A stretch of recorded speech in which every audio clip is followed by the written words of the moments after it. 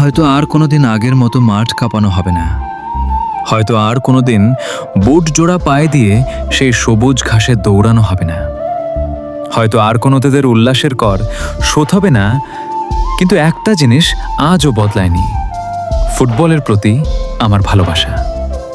ছোটবেলা থেকেই আমার একটা স্বপ্ন ছিল, আমি একজন ফুটবলার হব। ফুটবল ছিল আমার ভালোবাসা, আমার আবেগ, আমার জীবনের সবচেয়ে প্রিয় একটা অংশ। কিন্তু ভাগ্য সবসময় সবার পাশে দাঁড়ায় না। আমি কখনো সেই রকম সাপোর্ট পাই, কিন্তু হঠাৎ একদিন জীবনে একটা বড় ধাক্কা এলো।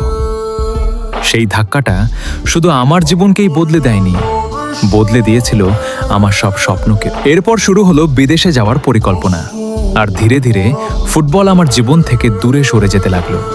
আজও যখন কোনো মাঠের পাশে দাঁড়াই কিংবা দূর থেকে ফুটবলের শব্দ কানে আসে, তখন বুকের ভেতরটা কেমন যেন শূন্য হয়ে যায়।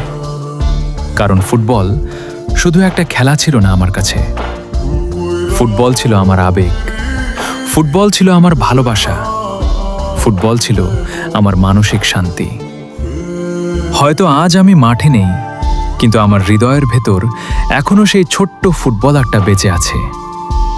স্বপ্নটা হয়তো থেমে গেছে, কিন্তু ফুটবলের প্রতি ভালোবাসাটা আজও থামেনি, আর হয়তো কোনোদিন থামবেও না।